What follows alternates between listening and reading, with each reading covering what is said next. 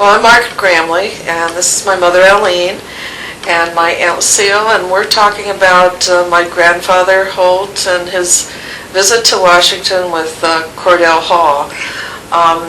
We want to talk about the relationship with grandfather's cousin, Cordell.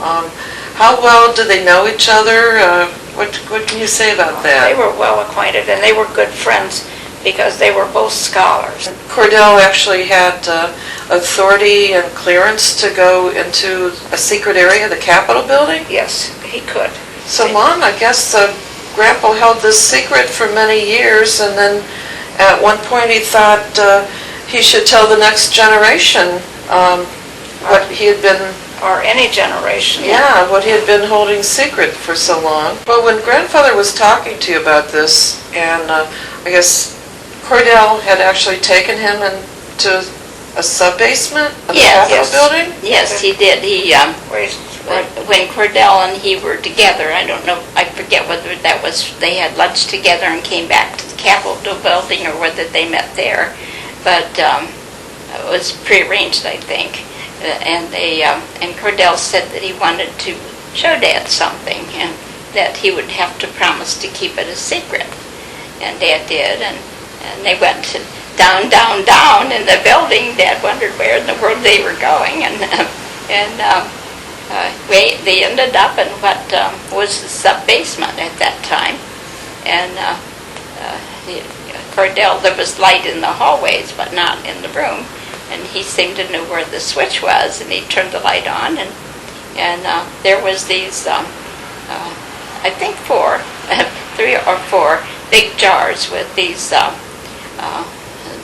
little people or creatures or whatever they were. Dad called them creatures. Yeah, and they had the bodies pretty much of a human, but a little different, and their heads were different than ours, and they talked about that for quite a while, and did Grandpa say where he thought these came from? No, he just said what he saw. And then Cordell called his attention to the parts of some kind of a craft that were there that apparently had been wrecked and kind of came apart, and that it was some very shiny surface, and Dad said with no wings, but they felt that it was something that had been flying, and it wasn't like any metal that he had ever seen.